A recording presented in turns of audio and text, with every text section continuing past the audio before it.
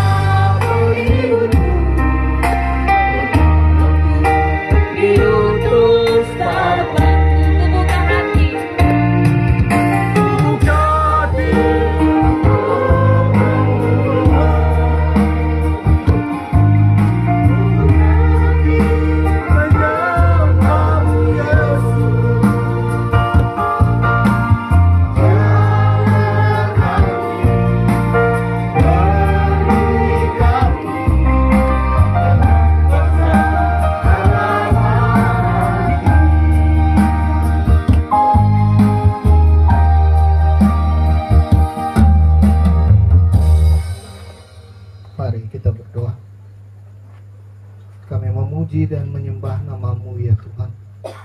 Kami ada bersama-sama dalam persekutuan doa Maria, bersama-sama dengan diakonia dan lansia.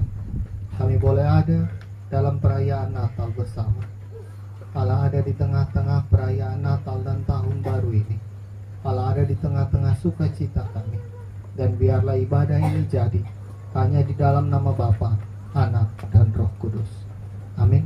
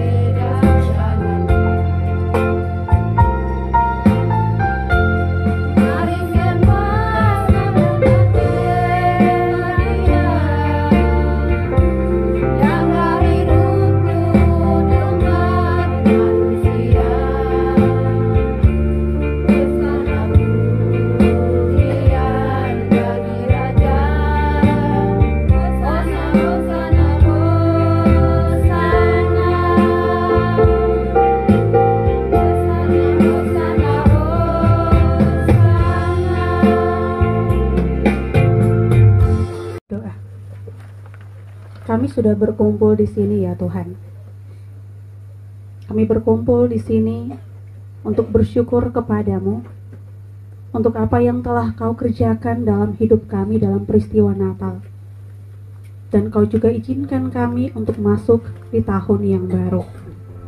Saat ini ya Allah, dalam persekutuan kami mau belajar firman-Mu. Karena itu kami minta tolong kepadamu ya Tuhan.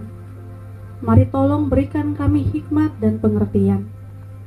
Berikan kami juga telinga seorang murid untuk kemudian menghalaukan berbagai hal untuk kami bisa mendengar dengan baik, memperhatikan dengan baik, merindukan setiap firman yang Kau sabdakan. Dan kemudian kami juga minta tolong untuk Tuhan menemani kami dalam perjuangan sebagai pelaku-pelaku firman-Mu. Mari berfirmanlah ya Bapa, kami siap dengar. Amin.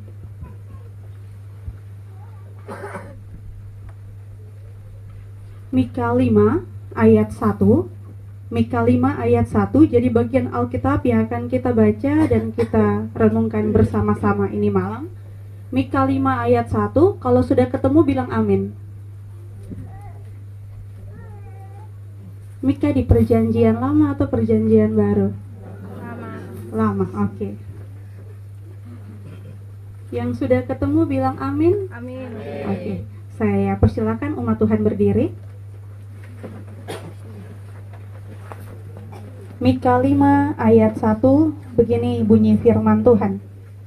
Tetapi engkau, hai Bethlehem Efrata, hai yang terkecil di antara kaum-kaum Yehuda, daripadamu akan bangkit bagiku seorang yang akan memerintah Israel, yang permulaannya sudah sejak purbakala, sejak dahulu kala. Demikianlah firman Tuhan. Dipersilakan duduk kembali. Berbahagia setiap kita yang tidak hanya merenungkan, tapi mau melakukan dalam hidup hari lepas hari. Shalom. Shalom. Sekali lagi shalom. Shalom. Ini ada 2189 jiwa, tapi suara kecil begini sah. Kata ulang ya. Shalom. Shalom. Yang laki-laki shalom. Shalom. Yang perempuan shalom. Shalom. Yang sonde tahu dia laki-laki atau perempuan shalom. Shalom. Oke, selamat Natal dan Tahun Baru. Ya, Bapak Agus sayang selamat. Saudara-saudara sekalian, ketika omong tentang nama Bethlehem, ini nama akan cukup tenar setiap kali perayaan Natal. Setiap kali Natal, entah kita mau baca dari bacaan manapun, tetap kita akan singgung nama Bethlehem sebagai kota di mana waktu itu terpilih untuk Yesus lahir di sana. Saudara-saudara, tapi kalau kita kemudian lihat kembali apa yang Mika sampaikan, yang tadi kita baca, kita disadarkan bahwa ternyata pemilihan terhadap Bethlehem ini bukan baru. Inilah kemudian beta setuju dengan satu orang yang bilang begini, Allah kita itu bukan Allah yang bermain dadu, yang tiba-tiba kemudian bikin sesuatu tanpa perencanaan. Allah kita Allah yang merencanakan dan kemudian mengerjakan. Allah kita Allah yang berfirman dan kemudian menggenapi. Peristiwa kelahiran Yesus di Bethlehem yang kemudian kita temukan di Matius, di Lukas, ternyata telah disampaikan oleh nabi-nabi, termasuk Mika yang tadi kita baca. Mika bernubuat itu tahun 700 sebelum Masehi. 700 tahun kemudian baru apa yang dia omong itu terjadi. 700 tahun itu lama atau cepat, saudara-saudara? Lama atau cepat? Lama atau sangat lama? Sangat lama. Sangat lama. Tapi itu yang Allah buat. Dan kota Bethlehem menjadi sangat spesial karena dibandingkan dengan kota-kota Yehuda lainnya, sebenarnya Bethlehem tidak ada apa-apa. Dia hanya satu kota kecil, tidak ada yang istimewa. Bahkan dia dipandang kecil oleh manusia. Makanya jangan heran kemudian Mika bilang, hai engkau Bethlehem Efrata, yang terkecil di antara kaum Yehuda, dan seterusnya, dan seterusnya. Beta mencatat 2 hal baik yang dapat kita renungkan bersama-sama ketika kita membaca firman Tuhan dalam syukur Natal bersama-sama dengan persekutuan doa Maria ini malam. Yang pertama, saudara-saudara, Tuhan yang kita sembah, Tuhan yang kita layani, ialah Tuhan yang tidak pernah lalai menepati janjinya. Amin. Amin. Ibu amin, orang ngobe amat ya noe-noe. Ya, mungkin karena angin ya. Dia bukan hanya Allah yang berfirman dan kemudian lepas tangan. Dia bukan hanya Allah yang berjanji dan kemudian lupa. Dia Allah yang kemudian berusaha dengan segala cara menggenapi, melakukan, bekerja, dan bertindak untuk memenuhi apa yang ia ucapkan dengan mulutnya. Allah lebih daripada sanggup untuk menyelesaikan rancangan yang ia mulai. 700 tahun, tadi ketong sepakat, itu waktu yang sangat lama. Mungkin orang-orang yang mendengarkan perkataan Mika waktu itu sudah lupa, bahkan sudah mati. Orang berganti, masa berganti, pergumulan demi pergumulan berganti, zaman terus berjalan. Tapi kemudian Allah bekerja. Bahkan ketika Allah menggenapi caranya untuk apa yang terjadi di Bethlehem dalam kisah Lukas dan Matius seperti yang biasa kita tahu, Allah pakai semua orang, termasuk Allah pakai pemerintah waktu itu. Yusuf dan Maria yang di Nazaret, kemudian karena Kaisar Agustus waktu itu kasih keluar perintah tentang sensus, mereka harus berjalan ke Bethlehem, kota asal Yusuf, dan kemudian di sana tepat waktunya bagi Maria untuk melahirkan. Mari kita perhatikan ini garis, ini alur, ini cerita. Bahwa Allah sedemikian setia dengan apa yang ia rancangkan. Dia atur, dia punya masa, dia atur pemerintah, dia atur orang-orang, dia atur semua kejadian sehingga semua tepat seperti apa yang dia firmankan. Mika sudah mati, tapi apa yang Allah titip lewat nubuatannya kemudian tergenapi. Di titik ini, bisakah kita sebagai orang percaya yang kemudian kembali merenungkan firman Tuhan, kembali merayakan Natal di tahun 2023, mengimani bahwa kalau Allah sanggup menggenapi apa yang dia firmankan dalam rentang waktu 700 tahun, tidakkah dia juga sanggup untuk melakukan itu dalam hitungan hidup kita masing-masing? Bahwa Allah tidak pernah lupa dengan apa yang dia firmankan bagi kita. Ketika dia menjanjikan tentang berkat dalam hidup saudara-saudara dan saya, itu yang dia buat. Ketika dia menjanjikan penyertaan dalam hidup saudara-saudara dan saya, itu yang akan dia kerjakan. Ketika dia menjanjikan pemulihan bagi hidup kita, itu yang akan dia genapi. Ketika dia omong tentang kesembuhan, ketika dia omong bahwa dia Allah yang menghibur, ketika dia omong bahwa dia Allah yang menemani, ketika kita bilang dia Allah Immanuel, Allah yang beserta, itu yang akan dia genapi. Persoalan bagi kita manusia ialah kadang Allah menyertai selama 50 tahun dia kasih makan. Tapi di tahun ke-51 tiba-tiba gagal panen, lalu kita orang percaya bilang, Allah so lupa dengan beta. 30 tahun Allah kasih kesehatan, di usia 31 Allah kasih sakit dan kita bilang, Allah tidak dengar kita punya doa. Betapa mudahnya bagi manusia untuk mencap Allah sebagai Allah yang lupa, Allah yang lalai, Allah yang berbohong ketika kita berhadapan dengan satu peristiwa kecil dalam hidup kita. Mika ini hari kasih ingat, Allah berfirman dan dia buat. Allah janji, dia genapi. Allah rancang apa, dia selesaikan. Tidak pernah ada kata gagal dalam kamus Allah. Tidak pernah ada kata bohong dalam firman Allah. Tidak pernah ada kata lalai dalam penggenapan janji-janjinya. Itu hal yang pertama yang kita bisa bawa pulang dalam pesan Natal tahun ini. Hal yang kedua, saudara-saudara, tadi beta sempat singgung bahwa ini Bethlehem kota kecil. Dipuletak kurang lebih mungkin sekitar 10 km dari Yerusalem. Dibandingkan dengan daerah lainnya, dia bukan apa-apa. Tapi sekarang, sampai tahun 2023, kotong merayakan Natal, Bethlehem kotong akan terus sebut. Bethlehem bukan kota spesial, tapi Tuhan pakai.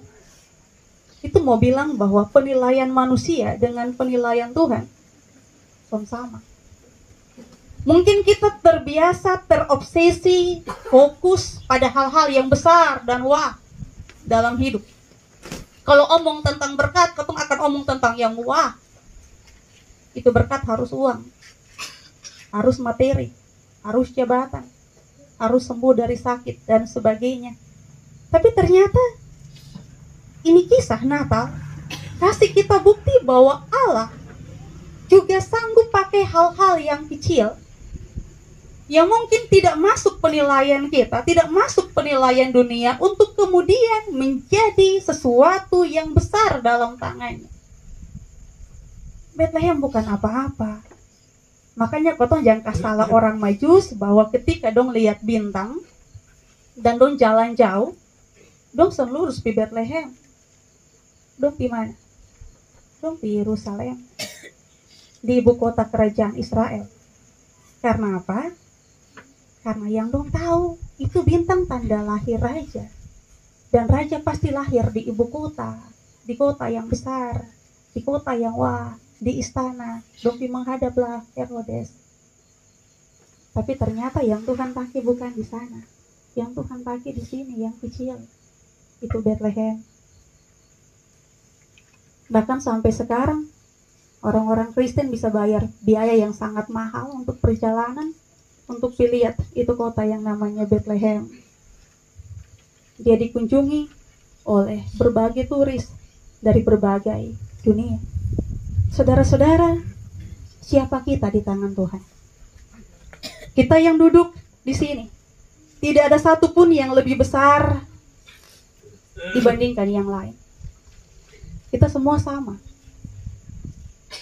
Daging, darah, tulang. Hidup yang kita bangga-banggakan dibatasi oleh kematian. Umur kita fana. Kemampuan kita terbatas. Ukuran otak kita sama. Tapi kita yang biasa-biasa ini, kalau pakai apa yang Mika sampaikan kepada kita, pesan Natal mau bilang bahwa kita bisa menjadi berarti, kita bisa jadi berkat, kita bisa bawa dampak kalau hidup kita taruh di tangannya Tuhan. Model-model seperti ini sudah tergambar banyak dalam Alkitab. Sebut saja beberapa contoh ya. Yang pertama, Daud yang kasih kalah Goliat. Perbandingannya sangat jauh. Tapi Tuhan pakai yang kecil itu, orang muda yang biasa gembala itu, untuk kemudian mengalahkan si raksasa yang besar. Murid-murid Yesus, mereka bukan orang-orang berjubah yang terbiasa khotbah di bait Allah. Pemungut cukai mereka, nelayan mereka, orang-orang biasa. Tapi kemudian dipakai oleh Tuhan bawa kabar baik kemana-mana. Dan bahkan masih banyak contoh lain yang tidak akan habis kalau kita cerita tentang bagaimana Allah bermurah hati. Pakai yang tidak berarti, pakai yang kecil, pakai yang biasa-biasa untuk ia libatkan dalam karya agungnya, dalam rencana besarnya untuk dunia ini. Itu berarti Bapak Mama Saudara yang tergabung dalam persekutuan doa keluarga Maria, juga dalam keyakinan iman bisa bilang, kotong pun jumlah sedikit, tapi kalau kotong tekun melayani dengan kotong punya talenta, kotong terus berbuat baik, kotong jadi terang dan garam dunia. Kehidupan Bapak Mama jadi berkat di tempat ini, bahkan bagi saudara di tempat lain. Kita bisa bilang dalam keyakinan iman bahwa mungkin Rehobot kecil, 90-an kakak, tapi lewat Rehobot yang kecil, Tuhan mau pakai jadi berkat untuk ini daerah, untuk ini Rotendao, dan bahkan untuk rencana Allah yang di luar kemampuan kita untuk duga. Selamat merayakan Natal. Selamat merayakan tahun baru. Mari berjalan dalam rancangan Tuhan. Ingat, Tuhan tidak pernah gagal. Tuhan tidak pernah lalai dengan apa yang Dia janjikan. Dan Dia sanggup pakai apa saja, siapa saja untuk pekerjaannya. Amin untuk kebenaran firman Tuhan.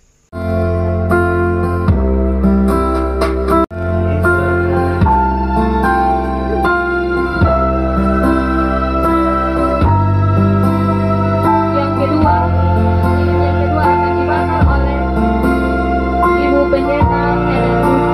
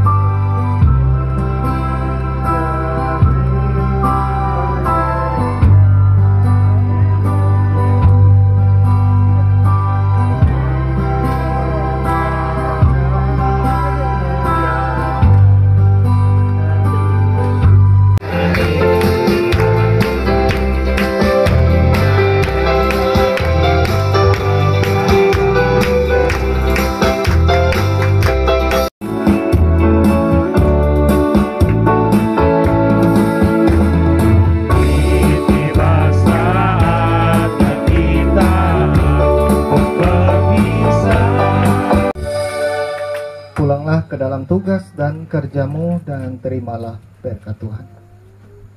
Anugerah Tuhan kita Yesus Kristus, pengasihan Allah Bapa, di dalam persekutuan dengan Roh-Nya yang kudus, tinggal dan menyertai kita sekalian mulai dari saat ini sampai Tuhan datang kembali. Amin.